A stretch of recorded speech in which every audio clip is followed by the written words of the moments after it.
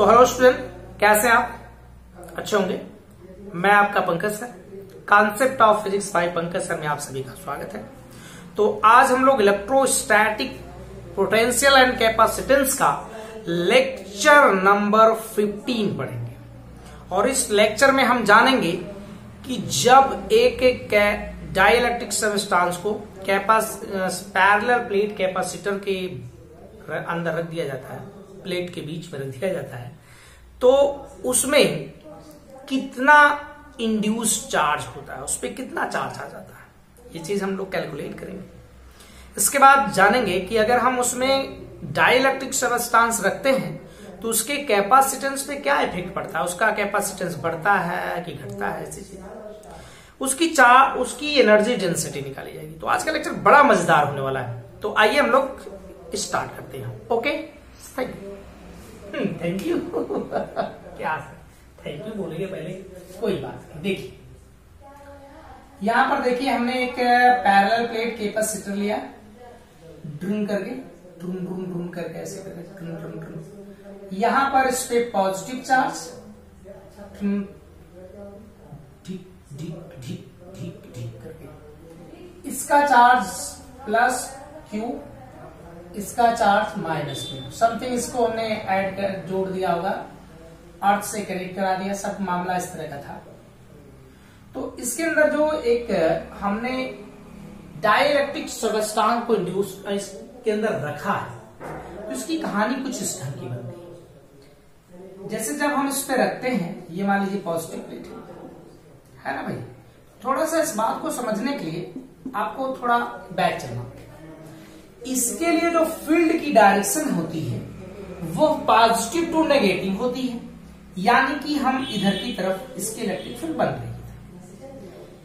इसके अंदर जो हम सब्सटेंस रखे हैं उस सब्सटेंस के पास एटम होंगे, ऐसे करके सब एटम होंगे।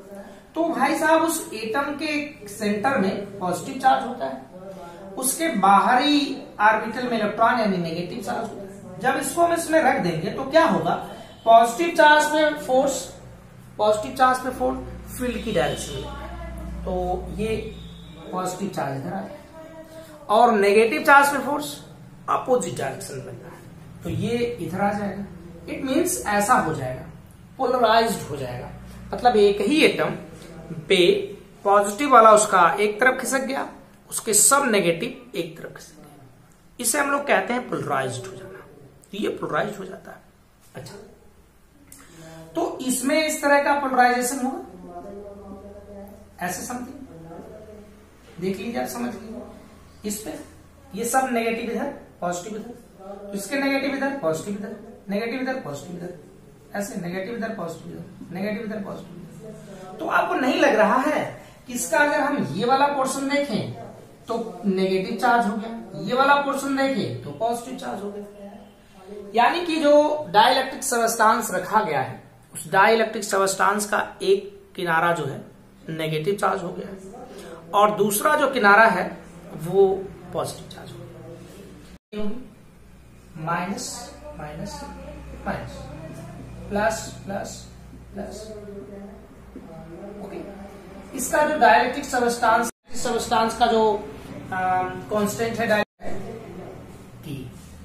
ओके, एक फील्ड, अब देखो एक बाहर फील्ड बनी है, इसे हम लोग इनिशियल फील्ड कहेंगे, जिसकी डायरेक्शन पॉजिटिव टू नेगेटिव। एक इसके अंदर भी तो बन जाएगी जनाब, यहां पर नहीं बनेगी, इसको इरेज कर लेते हैं। जो अंदर बनी, अंदर एक फील्ड बनी, क्यों बनी है? क्योंकि इस पे आ गया था नेगेटिव चार्ज, इस पे आ गया था पॉजिटिव चार्ज, ऐसा हो गया। तो हमें दो फील्ड निकालनी है, तो हम यहां पर इलेक्ट्रिक फील्ड थोड़ा बड़ा लिखते हैं, इलेक्ट्रिक फील्ड। ओके भाई, कहां पर? इन एयर बिटवीन प्लेट्स, उस प्लेट के बीच में जो एयर है उसमें इलेक्ट्रिक फील्ड कितनी, तो आप कहेंगे E0 equal to sigma upon epsilon naught होता तो 2 एप्सिलॉन, दोनों आपको एक जगह एक लेक्चर में बताया। अगर आपको नहीं समझ आ रहा तो उस लेक्चर आप जाइए यूट्यूब पे और concept of physics bye Pankaj sir search करिए और उसमें लेक्चर अवेलेबल है। अच्छा, तो इसमें देखिए हम इसे ऐसे भी तो लिख सकते हैं, अगर चार्ज के रिस्पेक्ट में लिख दें तो ए एप्सिलॉन नॉट अपान में कर देंगे, ऐसा हो जाएगा। ऐसा ही होगा ना। फिर इसके अंदर भी तो इलेक्ट्रिक फील्ड आई है भाई, कैसा, देखो देखो इलेक्ट्रिक फील्ड क्या भाई, इन किस में, इन डाई इलेक्ट्रिक में, इन डाई इलेक्ट्रिक सबस्टेंस, या डाई इलेक्ट्रिक बस लिखो, नहीं लिख लो सबस्टेंस, सबस्टेंस। ओके, तो इसमें electric field E dash I, charge इस तरह का, लेकिन यहां पर ये चार्ज नहीं है, क्यू डैश चार्ज है, तो क्यू डैश लिखो ना, Q dash upon A epsilon not. दो फील्ड मिली है, दोनों की डायरेक्शन अपोजिट है, एक की डायरेक्शन इधर है, एक की डायरेक्शन इधर है, तो दोनों की जो डायरेक्शन अपोजिट है, तो यार नेट इलेक्ट्रिक फील्ड निकाल लो।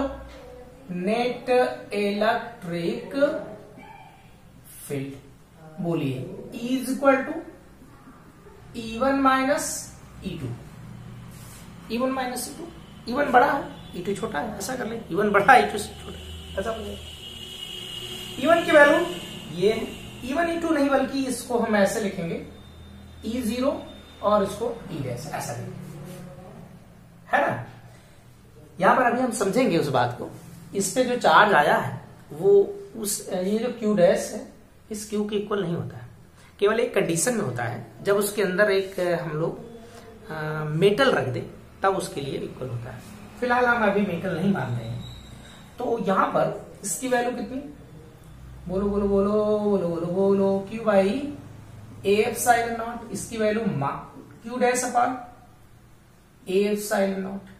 थोड़ा सॉल्व करना चाहे तो कर लीजिए, Q minus Q dash upon A epsilon naught, ये E इज इक्वल टू आया। फिर एक चीज हम ये भी जानते हैं कि जब इस प्लेट के अंदर कोई डाइलेक्ट्रिक सबस्टेंस रख देते हैं, प्लेस्ड कर देते हैं, तब उसकी इलेक्ट्रिक फील्ड उसके डाइलेक्ट्रिक कांस्टेंट के साथ आ जाती है, ऐसा हम जानते हैं। तो इसका नेट इलेक्ट्रिक फील्ड इस तरह से भी हो जाएगा, नेट इलेक्ट्रिक फील्ड या electric field, electric field with dielectric substance, dielectric substance, मतलब इस दौरान उसकी इलेक्ट्रिक फील्ड कैसी होगी, तो आप आराम से कह दोगे कि भाई E is equal to Q, कोई चार्ज रहा होगा, K A एप्सिलॉन नॉट, ऐसा हो जाएगा। दोनों फील्ड इक्वल होंगे, दोनों फील्ड इक्वल कर लो। इक्वेशन 1, इक्वेशन, बड़े प्रेम से इक्वेशन 1 और इक्वेशन 2 बना लीजिए, बन गया भाई। From equation 1 and equation 2, equation 1 और इक्वेशन 2 को देखिए, Q upon 1 U upon K A epsilon naught is equal to Q minus Q dash upon A epsilon naught, कुछ कट गया भैया, इधर कर लो, इधर लाओ, Q dash is equal to Q minus Q upon K, उसमें से Q को काम कर लीजिए, इधर लिखिए बीच में, तो इसमें Q इज इक्वल टू क्या आ जाएगा, Q dash is equal to Q 1 minus 1 by K। ये जो फार्मूला आया है ये इंड्यूस्ड चार्ज का फार्मूला है। कैसा चार्ज है, इंड्यूस्ड, किस पे आया था, जो डाइलेक्ट्रिक सबस्टेंस के अंदर रखा गया है उस पे इतना चार्ज आ गया है। इतना चार्ज आ गया है, तो इसमें तो हम जानते हैं यार K की वैल्यू 1 से ग्रेटर है, तो आप अंदाजा लगा लो K की वैल्यू 1 से ग्रेटर, इसमें से उसका माइनस किया जाएगा, जो वैल्यू आएगी 1 से ग्रेटर का डिवाइड इंटू करोगे तो वैल्यू मैक्सिमम आएगी, मैक्सिमम कह रहे हैं मिनिमम आएगी, ये वैल्यू पूरी मिनिमम आएगी। तो हर हाल में क्यू डैश की वैल्यू क्यू से क्या रहेगी, छोटी रहेगी, मैक्सिमम नहीं होगा, छोटा होगा। जैसे आप सपोज करो इसके अंदर आपने रख दिया क्या बोलते हैं, मान लो वाटर रख दिया, तो वाटर के लिए क्या होगा भाई, वाटर के लिए सोचो 80 रख दिया है, तो यहाँ पर 80 माइनस 1 तो 79/80 आ जाएगा। तो उसका इस चार्ज का 79/80 उसका डिवाइड, इसका मतलब है कि इसका चार्ज की वैल्यू घटेगी, घट जाएगी। तो अगर एक ये है कंडीशन कि अगर एक मेटल रख दिया जाए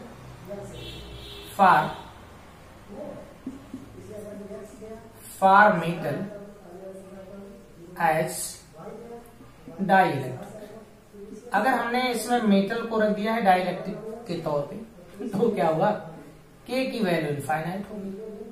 तो induce charge Q dash is equal to Q 1 minus 1 by infinite, 1 by infinite की वैल्यू 0 होगी, 1 बाई इनफाइनाइट की वैल्यू कितनी हो गई, 0। जब 1 बाई इनफाइनाइट की वैल्यू 0 हो गई तो क्या हुआ, यहां से Q dash is equal to Q 1 minus 1 by infinite, तो Q dash is equal to Q आ गया।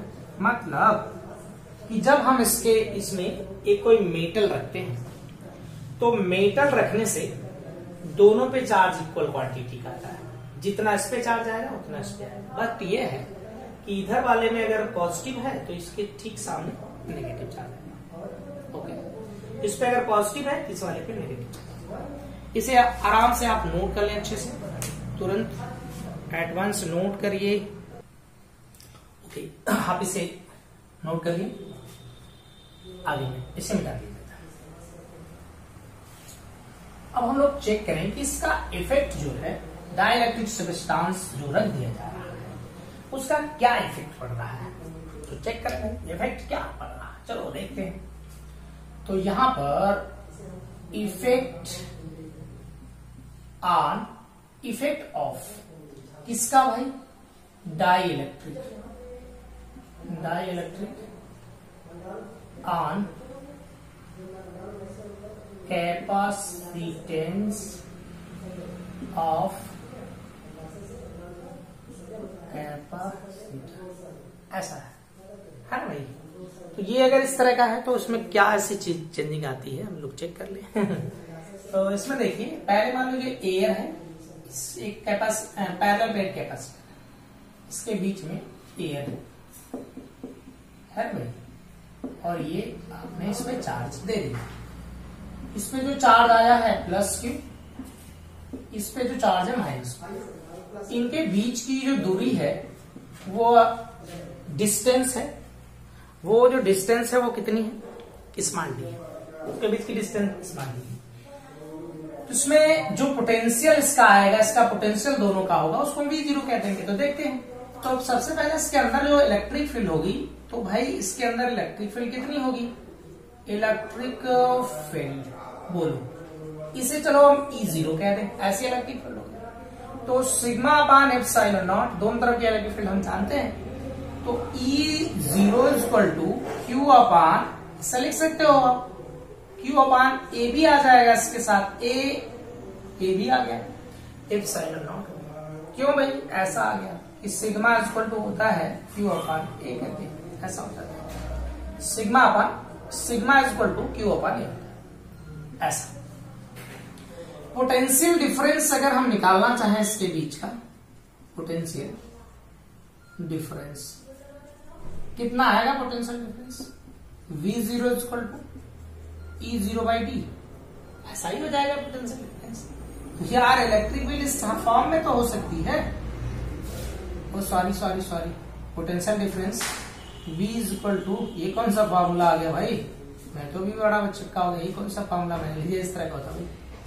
तो V0 इज इक्वल टू कितना, E की value Q upon A epsilon not, इसके साथ D हो, ऐसा आ गया। कैपेसिटेंस इसका निकाला जाएगा तो कितना आएगा,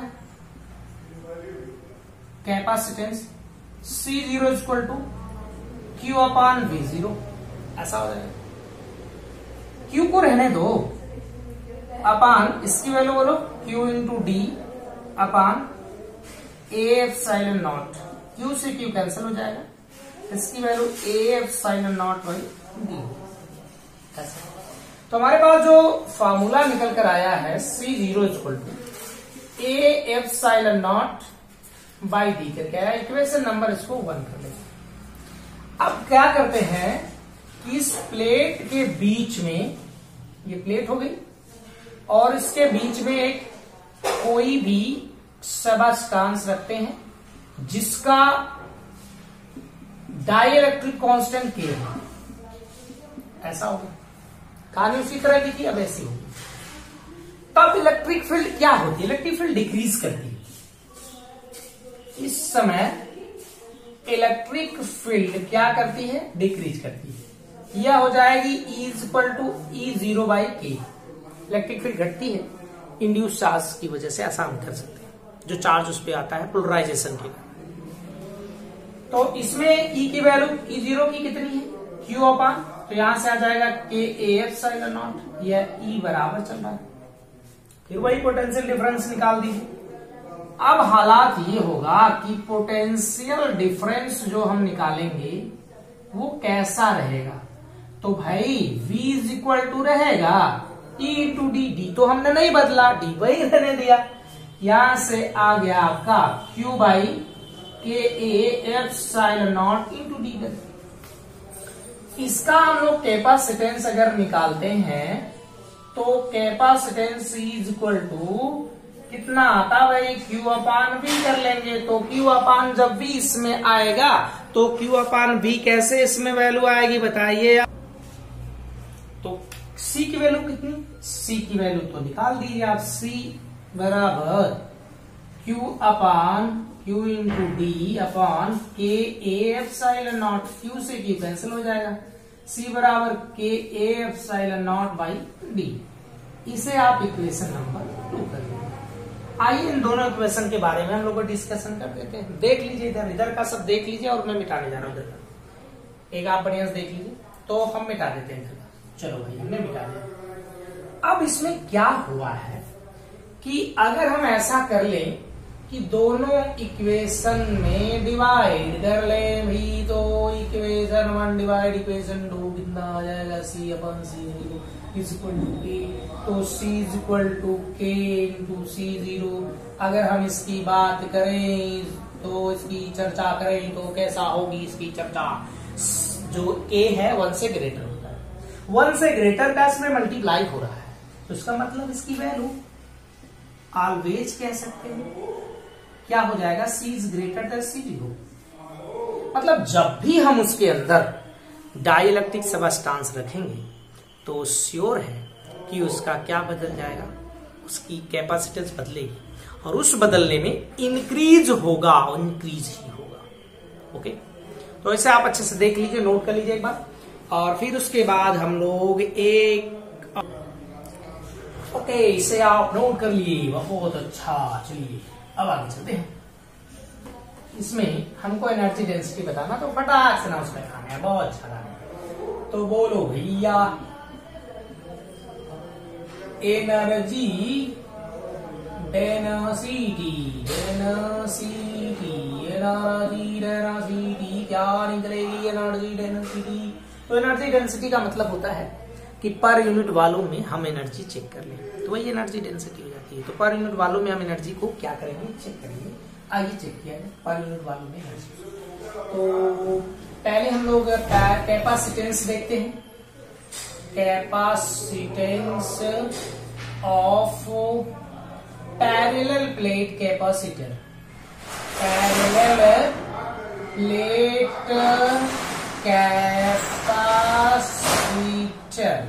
C is equal to A epsilon naught by D. ऐसा होता है ना? एनर्जी इसकी कितनी होती है? पोटेंशियल एनर्जी जो होती है U इज इक्वल टू, इसे कैपिटल U लिख लो, U is equal to 1/2 CV square, right. तो 1/2 C की value A epsilon naught by D into V square. Potential difference इसका कैसे निकालते हैं? Potential difference. तो भाई इसका potential difference V is equal to E into D हो जाता। तो ये energy 1/2 A epsilon naught by D into यहां से E square into D square, एक डी से भी काट दीजिए। U बराबर 1/2 एप्सिलॉन नॉट E स्क्वायर, और इसके साथ हम लोग एडी कर लेते हैं। एरिया इंटू डिस्टेंस को हम लोग वॉल्यूम कहते हैं। तो एरिया इंटू डिस्टेंस क्या हो गया भाई? वॉल्यूम। तो एनर्जी डेंसिटी कहिए, एनर्जी डेंसिटी, या फिर इसका नाम एक और है कि एनर्जी पर यूनिट वॉल्यूम कहिए, एनर्जी पर यूनिट वॉल्यूम कहिए, है ना भाई। तो ये किस वॉल्यूम के लिए एनर्जी है? A इंटू डी वॉल्यूम के लिए एनर्जी है। अब हमको निकालना है यूनिट के लिए एनर्जी, तो भैया U is equal to capital U upon AD कर लेंगे। ऐसा ऐसे समझ लो, ऐसे समझो, थोड़ा यहां पर समझो। V वॉल्यूम की एनर्जी कितनी है? U capital. तो यूनिट वॉल्यूम की एनर्जी कितनी हो जाएगी? U by V। और इस वॉल्यूम को हमने AD कहा, ये डी वॉल्यूम है, तो AD का डिवाइड कर लेते हैं, क्या दिक्कत है, क्या जाता है। यहां से इसका 1/2 एप्सिलॉन नॉट E स्क्वायर, और यहां बोलो भैया A into D upon A into D, A into D cut जाएगा। U is equal to 1/2 epsilon naught E square. ये चार्ज डेंसिटी हो जाएगी। आराम से इसे आप देख के नोट कर सकते, बहुत इजी सा था, बहुत ही इजी। तो इस तरह से आपने इसे देख लिया, और अब ये लेक्चर फिनिश होता है। तो इस तरह आप हमारे चैनल से जुड़े रहिए, और आप बहुत प्यार दे रहे हैं, इसके लिए धन्यवाद। आपको बहुत अच्छे अच्छे मेथड प्रोवाइड करवाए जाएंगे। इसी के साथ थैंक यू।